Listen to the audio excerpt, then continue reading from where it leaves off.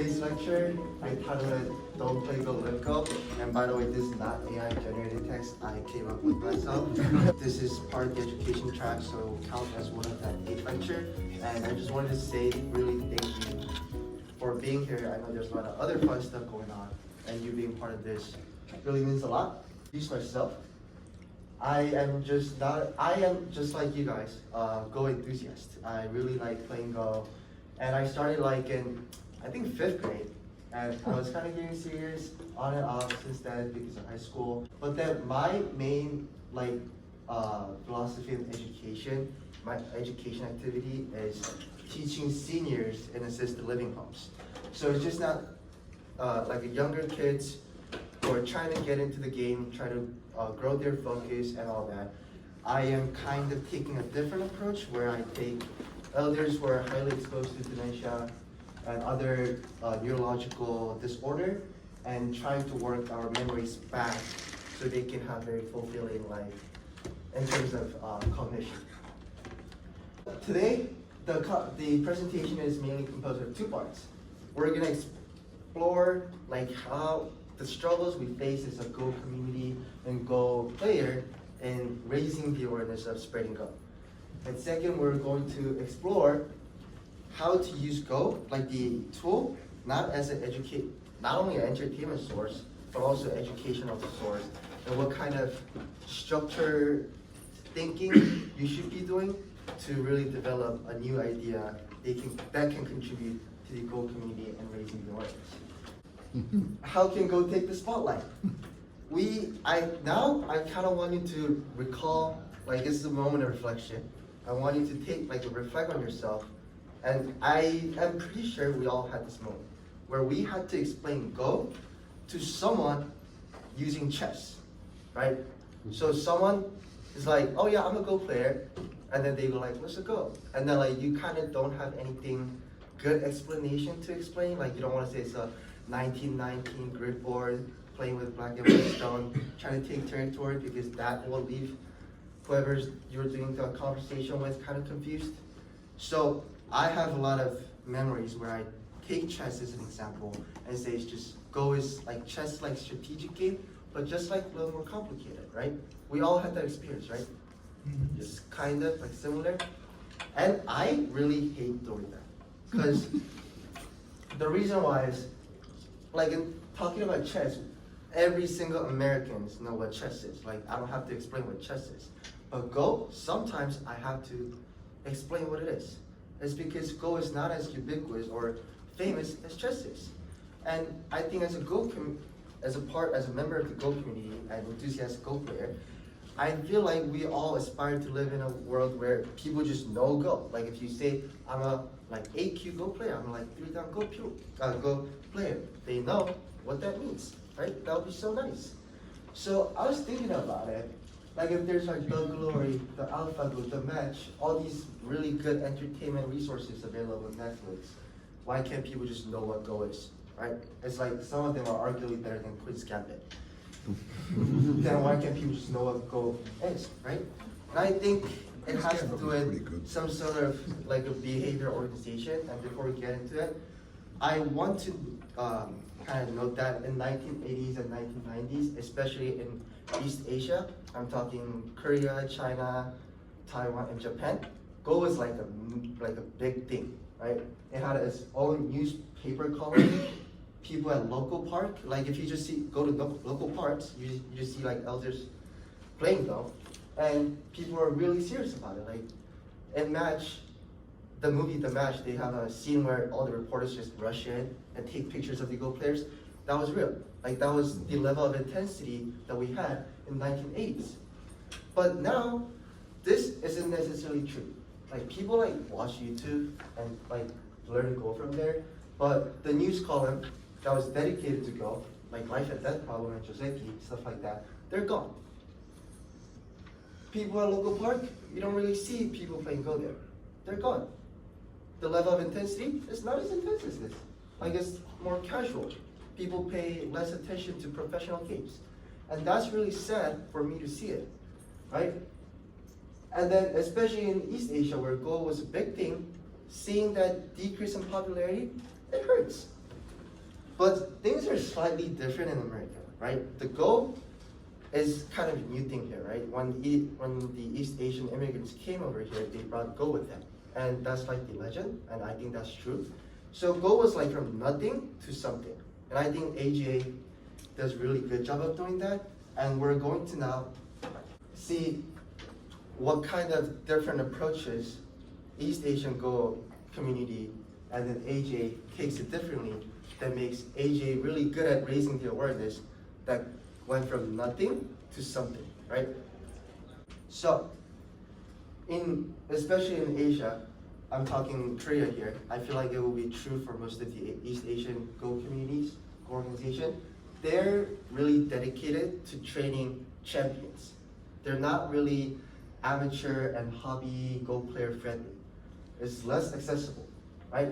So if I were to describe them, it's like an academic style Go training, elite training program where they're trying to build champion. So they want people to win like international titles, national titles, all that. But here, this is my own personal opinion, things are a little different. Like we all have to agree, the data shows that no American Go player have won any of the major international titles. That's, I'm not trying to be mean, that's just purely fact. And it's because they're less serious about building a champion there, but they're more leaning towards building a friendly environment, like very inclusive environment, where Go can be a hobby, right? So it's more of community-centered thing. And I feel like we all can agree on that, right? Mm-hmm. And despite these cultural differences, we have achieved something, but it's not good enough. The reason why I say that is people in America still don't know what Go is, right? You still have to sometimes explain what Go is through chess. And that's just an unfortunate thing. And that led me to thinking why Go could be such a hard thing that people can't grab. Like if you just sit down, learn the rules, play a couple, people don't have the attention span. That's the conclusion I came. Because we live in a world where we're driven by dopamine, right? So if I wanted to, I could go to my dorm, use this device, watch YouTube for like 7 hours, go to bed, and I'll be, yeah, that was a pretty fun day. Like I had a lot of fun YouTube videos, right? I've been reading this book called Dopamine Nation, and the book explains how we live in a very engineered society where it encourages dopamine accessibility and immediate gratification. And those two words are the exact opposite of Go, right? To play a quality game, right? Where you feel good about, like you feel excited after the game, you feel good. That takes patience. That takes for you to think through your options and do all the thinking. But this YouTube video games like Instagram, they're like the opposite. So maybe we, as like a modern human being living in 2025, where like Netflix is just like so easy to access, maybe we're built against the Go. Maybe the Go requires us to think the opposite way the society wants us to think. And I feel like these are the biggest challenges we face as a Go community, to make Go simplify. Simplify the Go so people can learn, but like people don't have the attention span, so we're trying to simplify more, but people still don't have the attention span. That's kind of the conclusion I came into.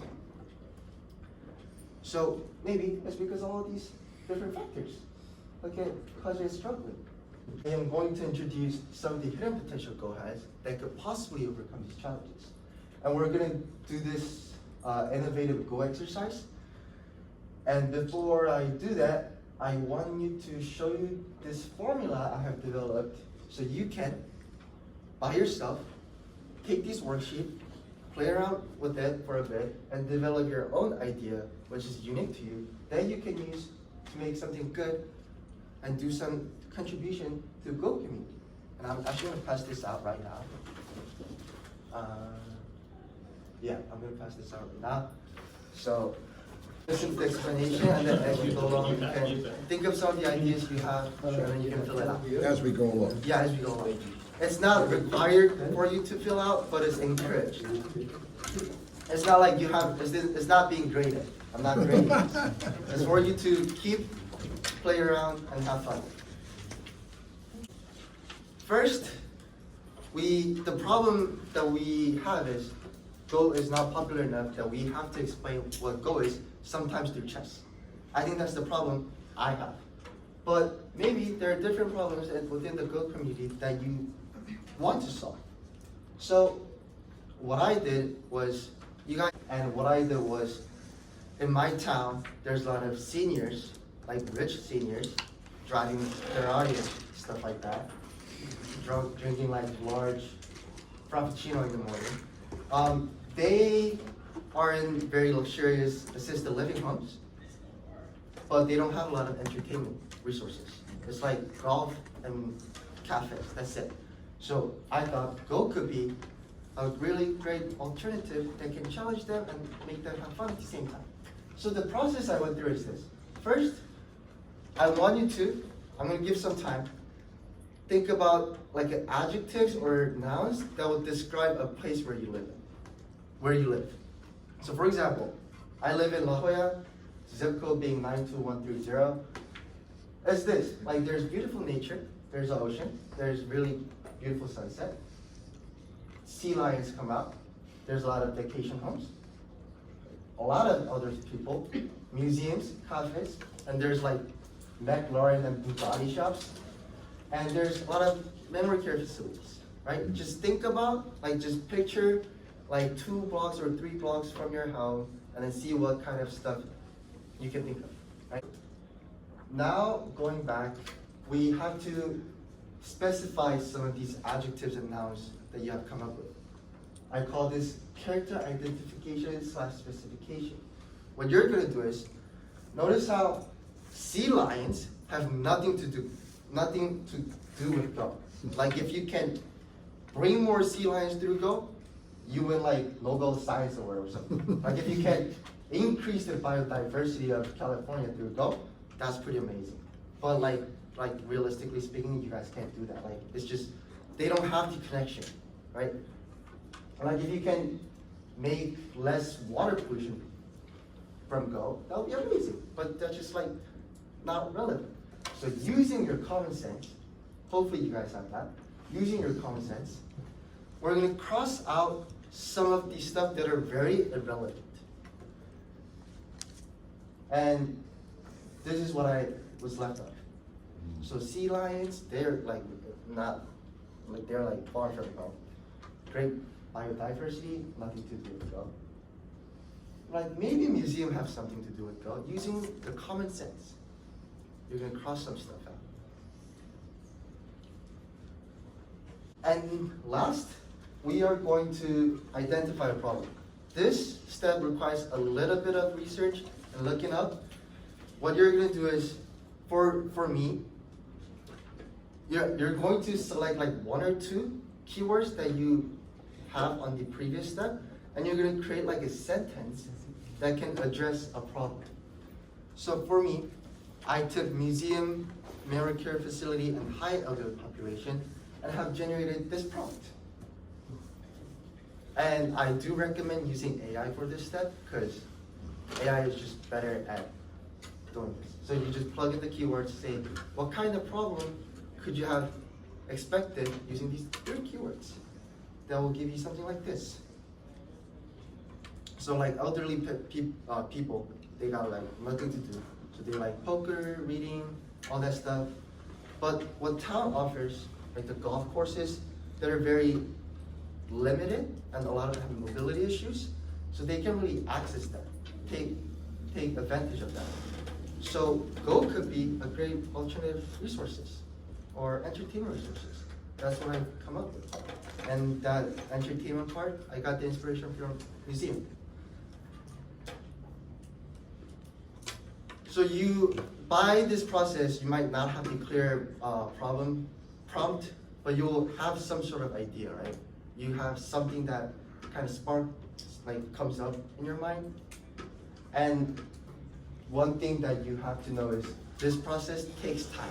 Like for me, it took a year to clearly identify what kind of problem I want to try to solve using Go. And I have simplified it in 3 steps. So it takes for you to try until you come up with something that you can work with. We are moving on to the solution part. And first thing you have to do is what I call need identification.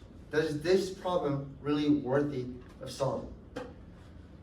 Right, so in La Jolla, they're really famous for the beach and then the sea lions. Watching them swimming at the beach, it's pretty fun.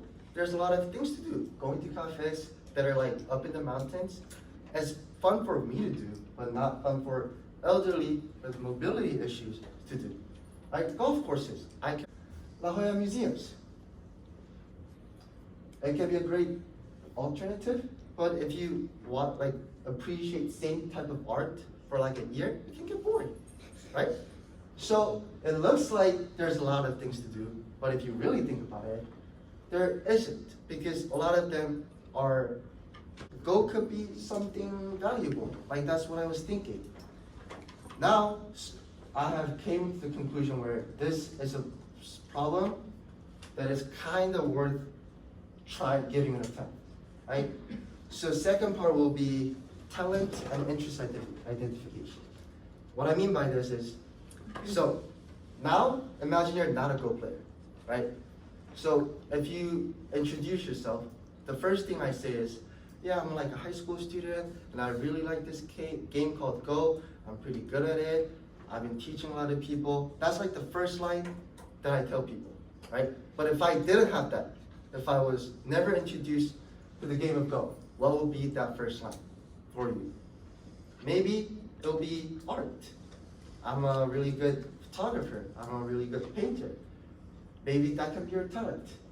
And I'm really interested in learning about deep learning. That can be your interest. So whatever talent or interest that are kind of not relevant to Go can be a great addition to your solution development.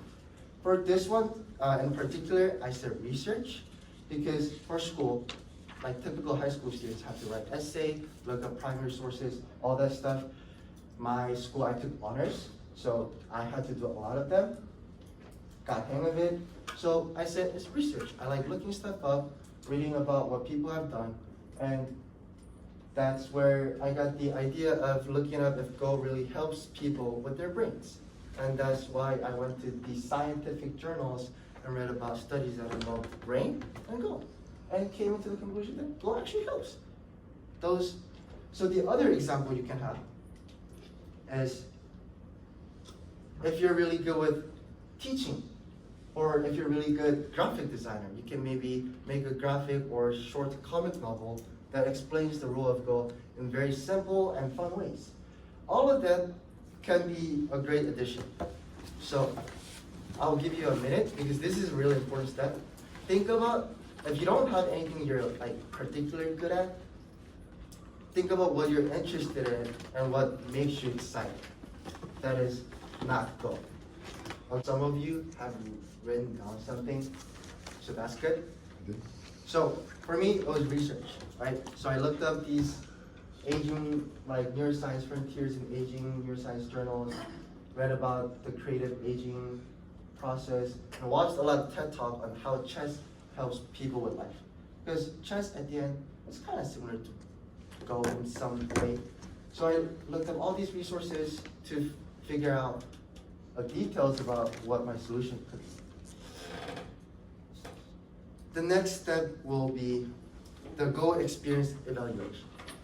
For example, if you were introduced to the game of Go yesterday, you can't really go through this process today, right? That just doesn't make sense, because you don't really know anything about Go, you don't have a lot of experience playing Go, you don't know what it takes to play a quality game, what kind of challenges there are to teach someone about the concept of Atari. You haven't experienced those yet, right? So the better you're at Go is better, but think about reflect on moments where you had to teach someone. Reflect on moments where you had to explain very difficult concept and you did either very good job of explaining it or really did a poor job of explaining it. For me, I had to explain what the point, like where, like in Go boards, there's like these little dots on the corners and the sides and the center. One of my students asked me, why does this exist? And I had no idea. Like, I never thought about that. And then they asked me, how do I know what counts as the dame? And I didn't really have a great explanation for it. Right? Those are the type of question that you can get, but you don't really have a lot of experience explaining to. So that can be a minus on my Go experience, because I'm really good at explaining how to capture stones, concept of liberty, and all that, because I have a lot of experience explaining those to people. So just have a moment of reflection that you have to teach or have to learn, all those fun moments, difficult moments, ups and downs, and your Go journey.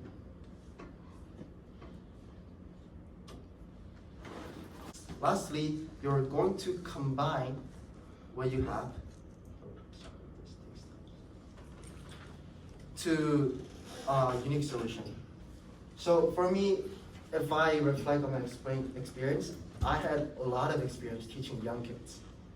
I taught at churches, I taught at my school, I taught some kids at San Diego Go Club with Ted, and I just had really fun time teaching kids. That was my highlight of Go education journey. So combining that with what I found through research, which was my talent / interest, I combined that two into one solution, which is this, Go for a Better World. So I'm taking my teaching experience and what I found in internet, those research papers, and I've organized them into a book, a curriculum that is focused on pattern recognition, which is something that elders are not really good at doing. And I've made it into a book to really accelerate my workshops and teaching processes, and it's been really successful so far. Right? I explain something, people go to my book, they do a problem. If they need more practice, I make more question about it, and there's a structured way of teaching elders, and that was the unique solution that I was able to come up going through this process. Yeah, so all these ideas first started in freshman, and Ted was actually there on the most left picture, that's Ted and me. I had this idea of combining what I found on the internet with my Go experience and doing this. And first of all, I had a lot of fear presenting idea this unique and this unfamiliar to people, to panel of judges. This was like Shark Tank style stock pitch competition, and there was like $4,000 prize money on it, and I was like really excited, but on the other side, I was really scared. Maybe what if people don't find Go as interesting as I did? What if I explain something and I did really poor job of explaining it and make it seem really not interesting, and people just find this game weird for some reason, not cool, right? All of these fears I had, but it turns out I'm sharing this story because it ended in really good outcome. I ended up winning the competition, got the project funding of $4,000 from Mr. Baylog, who's a businessman, and I was able to make my idea into a reality. And that's where all this journey started. And now, there's Go for a Better World is a nonprofit organization. We have a certified 5-week program for both kids and elders on teaching Go through a lens of cognitive enhancement / pattern recognition. And there's other volunteers have collected 3,500 hours over years, maybe more, located in 4 different schools, and there has been a summit in Korea. And still, till these days, we're teaching at all these different places. I think actually Ted took that photo of me and two grandma at most left. And these are school, churches, and senior assisted living communities where I go and teach with my friends and do all these work of spreading them. So before I close, I want to say this because it's really important. When I was presenting this idea, of course I had a fear of rejection, people not finding it interesting. But Go is a really powerful tool. Like, it's just not entertainment resources. It can be something that goes beyond entertainment. So whatever you have on paper, you don't have to share with me, but if you have something really great, please do. If you take time to think about it, reflect more, and really sit down and then like grab your like hair and then like think about it, it might be something really great, right? This took 3 years to build, but it might take shorter, it might take longer, and at the end of the day, you'll be able to do something that's so great that people might give a word for it, right? I didn't do this because I wanted to get Teacher of the Year award, right? But I just did this because it was really fun, right? Meeting all these new people, and Carol's like artists. Virginia used to, the two grandma over there, one is like a teacher at boarding school, one used to work at NASA, and just having this genuine connection through Go is really interesting, right? So all these journeys have led me to meet new people, learn more about the game, really reflect more, and whatever you have on the paper it can be something that is worth trying, worth sharing, and all that. So please, if you have something good, some idea going on around, just go home and then try to make it into reality. That's all I wanted to say, and that's like the major takeaway from this presentation and that paper. Please don't lose it. And yeah, thank you.